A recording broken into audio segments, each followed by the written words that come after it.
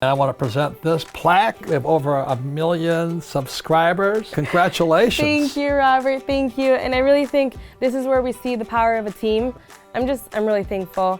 And I'm thankful for our community. And thank you for each person that made us get to this goal. And we appreciate you. Thank you, guys. We love you so much. Thank you, thank you, thank you. Hello, everyone, and thank you so much. We've reached 1 million subscribers, and to say thank you, we're making a video of a couple lucky people that got selected where Robert Kiyosaki will be answering the questions you asked. So thank you for joining us, Robert. You're welcome. They may not like my answers, but... Well, this is so exciting for all the fans out there, and Robert, you're here going to be personally answering their questions. So let's get to the first one. DeClava Brown asked, what are your thoughts on turnkey properties as an investment? Not much. Next question. No, look, you guys. As young people, you only got two choices at this point. You're going to take the easy road or you're going to take the hard road. Mm-hmm. And like when I was in high school, my future was dim because I flunked out of high school at 15 and 17. And the reason is because I couldn't write. And today I've sold more books than most people.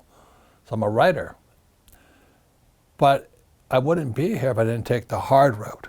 And the reason I couldn't write was because I was a surfer. Now I love surfing, and I had dreams of someday becoming a professional surfer.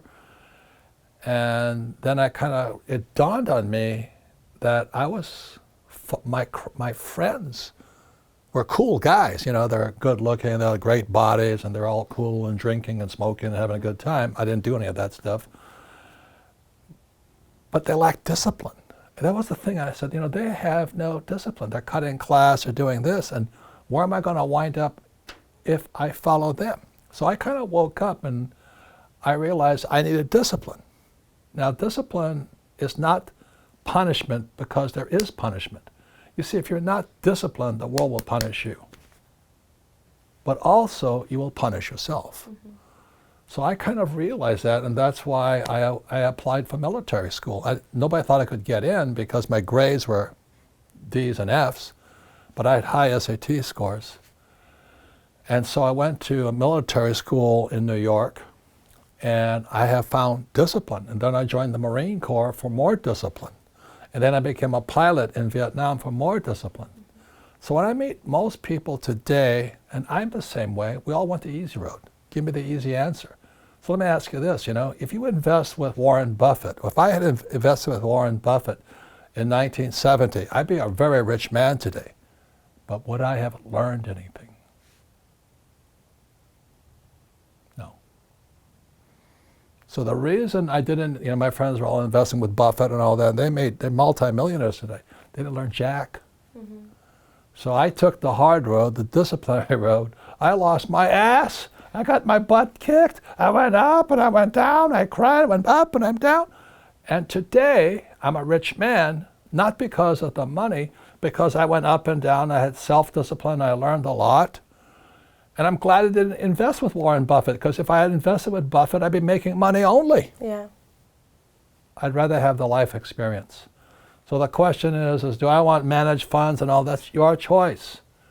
But it sounds like a wimpy choice to me. You know, we study Nassim Taleb, mm-hmm. right? Anti-fragile and fragile, and the other one was robust. Mm-hmm. So can you explain that to this young man? So, it basically just comes down to, and I agree with you, I think education is more important than having everything solved for you. Right. You know, turnkey property, you literally just have to turn the key and everything's done for you. And so it's, what do you learn from that? When you're robust, things can hit you, and you have the resistance, right? So you're strong, you can face it, but you don't grow from it. And then when you're fragile, you let things hurt you to the point where you don't grow from it, right? And you don't prosper and flourish from them. And then when you're anti-fragile, you can take the hits, but you allow yourself to grow and learn from that experience. You get stronger. You get stronger. And so the thing you want to do is, the irony of it is if you're fragile And you take these hits, which I did. I've lost millions. I've had people steal so much money from me, friends and family, and not family, but friends steal money from me. People I work with steal money from me. Was that good or bad? Well, it depends. If I was fragile, I'd crack, I'd be depressed. And You'd crumble. drinking. But because I went through all that discipline of military school, the Marine Corps and all that, when these SOBs stole my money, I got stronger. Thank you, Robert. So then John Sheridan asked, for those pursuing careers in desired fields, for instance, I'm a registered nurse about to become a nurse practitioner. I'm not an entrepreneur, nor do I truly desire it. I do desire building wealth. How does someone recommend focusing on asset building in a world where individuals don't necessarily desire to be an entrepreneur? Congratulations. That's the best news I've heard. You better know who you are. You know, that's the most, to thine self be true. You know, it's not that, when I was your age, I was a high-paid employee. Yeah. I had very high-paying jobs. I just hated it. Why? I wanted a challenge. It was the same question about fragile or anti-fragile being robust. And as we've talked about, who stole my pension here, in 1974, most of my classmates went to fly for United Airlines and US Air and all those guys. They're all broke today. They're making like, $450,000 a year as a pilot for United, but then they found out somebody stole their pension. So they didn't learn anything. Yeah. They took the easy route. And thank God I decided I didn't want to be an employee. I wanted to take the hard route. And that made all the difference. Now I've lost probably $50 million in the process. They only lost their pension, but losing $50 million made me smarter and stronger. But if you don't want to go through that, that's really, really smart. So being a nurse practitioner, fantastic. You're in the right profession at the right time. I would just suggest you get the cash flow board game and play it 10 times. Yeah. And then decide what you want to do. So if you choose to be a nurse practitioner, again, this is ESBI. You're choosing this. And you'll pay 40% In taxes. taxes. If you become a self-employed nurse, you'll pay 60% in taxes. This is all over the world. If you run a nursing agency, you have 500 nurses, you might pay 20% in taxes. And if you're a professional and inside investor, not an outside, I don't buy stocks, bonds, mutual funds, and ETFs, you can do it for 0%. So you can be a nurse practitioner. The question is, which quadrant? I could be a pilot, which quadrant? Yeah. I have no desire to run an airline, but I can invest in airlines. So that's where the education comes. The most important thing about the cash flow board game is this. It goes to this here. There's a financial statement. And most people on this side, E's and S's, all they want is income. These guys want assets. And assets put money in your pocket this way. So I'm glad you know what profession you want to do, and you're probably happier being an entrepreneur, an employee, great. Yeah. But play the cash flow board game as pictured here. Play it 10 times, play with 10 friends, and then make up your mind. Yeah. Then decide. Then you can decide, do you want to stay here, that's it, and have a 401k and stuff like that? Or would you want to venture into here? You mentioned here, you may become an inside investor. An inside investor doesn't touch stocks, bonds, mutual funds, and ETFs because those are for outsiders. These guys are outsiders here. An insider wants this here. So the moment you buy real estate, let's say rental property, you're now on the inside. But you have more risk, which means you'll have to learn more. But staying with job security here is smart, but also here is learning this is smart also. And that way you're more balanced and all that. But you have a lot of time. But make good use of your time. So congratulations knowing what you want to do.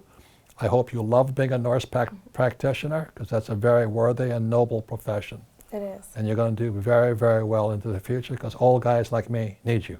Anything else you want to say about that? No, and I'm thankful for every nurse practitioner out there, and I just do think it depends what game you want to play. And so if you love being a nurse practitioner, great. And if you want to see if you can make income another way while also doing what you love, then awesome also. So I think that's where the board game comes into play. Yeah. So you can be a nurse practitioner in all of these. I could be a school teacher here, a school teacher here, a school teacher here, a school teacher here. It's just my mindset. Yeah. And skill sets. I have different skills. But most importantly, make sure the profession you're in, you feel good about it in your soul and your spirit. That's the most important thing. Am I doing good for the world? That's the most important thing. So thank you for the question. Thank you. All right, next question comes from Bryce Kimber. Hi, Robert. I am 15 years old, and I'm wondering, what advice do you have for someone my age?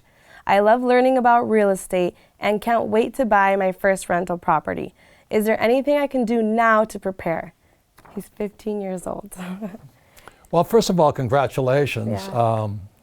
There's nothing like starting early. I look at Tiger Woods. I think he was 10 or something, and Donald Trump started when he was 15 in real estate. I started at 9. That makes a lot of difference into the future here. And most people never figure out what they want to invest in because they think about other things here. So the most important thing is be interested in it. What I say to young people is this, like the nurse practitioner, do what you love, but also invest in what you love. See, if you love real estate, that's the next question. I love real estate. I own this building here. I own a lot of real estate, but I love it. I love it. I would buy every piece. I see these old buildings. I want to buy them and fix them. I want to take care of them. But that's personal. I'm doing what I love. Yeah. The other thing I suggest is always take courses. Next thing is, because originally you want to take seminars or go to YouTube and study from other people in real estate. But be careful who's giving advice, who's teaching you. But most importantly, you start to meet friends who are like you. And then after that, you say, well, how big do I want to be? So Trump and I started off small, became bigger. Because not that the buildings increased in size, but our knowledge increased. And so the people who invest in stocks, bonds, mutual funds, ETFs, they take the easy road, their knowledge doesn't increase. That's why I've said several times, I wouldn't invest with Warren Buffett, although I could have made a lot of money investing with Warren Buffett. Why? Because I would learn nothing. I'd be a rich man who knew nothing. And so the question is great, but it's up to you to decide what you want to be. Yeah. A rich man who knows a lot, or a rich man who knows nothing? Big question. Yeah. Thank you, Bryce, and congratulations. This fourth question is, this is one of the most popular questions from the episode where we talked about the gold and silver.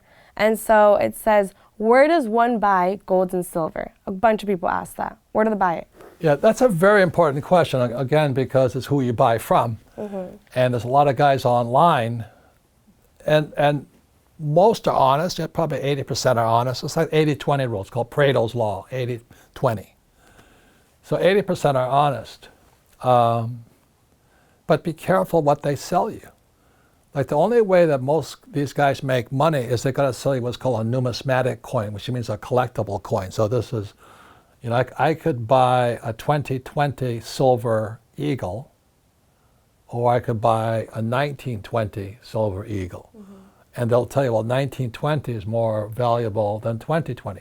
That's numismatic, is how collectible is it. That's a whole different way of investing. The other thing they'll tell you is buy silver mining shares or gold mining shares. That's a whole nother investment strategy. So it depends on who sells it. But there's a lot of people always advertising, but you got to be careful also. So these are the three people I've been buying from for years. They're very smart people. They sell numismatic as well as collectible. Some also sell mining shares. So those are the differences, but I'll tell you this much, I've been dealing with them for years. They're honorable, they're credible, but you have got to know what you want to invest in. Awesome, thank you, Robert. So then Velmar would like to know any book that you're reading right now. There's two types of books I read. One are spiritual books, like Eckhart Tolle, The New Earth, and there's also a singer who wrote Untethered Soul. So I want to read spiritual books. but I also read financial books. And so the latest one I read was The Road to Ruin or Aftermath by Jim Rickards. And these guys are very smart guys on what's going on inside the financial system. So those are the two books. And then my latest guy, which I just started, was this guy, Jordan Peterson. And it's something about the 12 rules for life or something like this. This guy's brilliant. I absolutely love reading him because his insights into the world. So we have a question here from Eric, and he asked, is it true or fake that you built an addition onto your house to store all of your glasses? That's almost true. I have a whole section of room dedicated to my glasses. But let me tell you another story on that is that I used to have perfect vision as a pilot. And the trouble with getting old is, things get weaker. So I remember driving my Ferrari, my little red Ferrari up the freeway, and my eyeballs went like this. I nearly crashed. Oh my goodness. My eyes just let go. And they have to put prisms in them, and so my glasses are like $2,000 each. And I went from having no glasses to expensive glasses. Wow. And now I had this thing, I had to put, frames on them and all this. I didn't know what looks good. I'm a guy. Mm-hmm. So I got these are the blue ones, right? I got more compliments off these blue ones because being a guy, the only person that counts are young women. So I was in this store in Singapore. I went up to this girl and had this massive frames all over the place. I've never seen so many frames. And I asked her, I said, what glasses should I use? Why? And she just went to the thing. She says, this is you. So I put these blue frames on, and ever since then, I don't use the other frames. I have like 3 others I use, but now I have 4 or 5 of these because they sort of became my signature. Now, I wish I could say I have good taste, I chose them. No, it was this beautiful young Chinese girl who says I look good in them, so I bought them. And that's why I do have a lot of glasses, but I only use a few today. Yeah. But anyway, that's why I wear these glasses. If I had any taste, I wouldn't know what I'd be wearing. Thank you, Robert. And I mean, people do go crazy over your glasses. I personally love seeing which pair of glasses you're going to wear. Maybe tomorrow there'll be a different pair. Anytime, yes. Thank you. And thank you so much, Robert, for answering the questions of the community. Fun. Thank you for supporting Millennial Money. Yeah, thank you. And we'll do this again soon. So I'll see you guys in the next one and ask any questions so you can have a chance to be featured in the next video.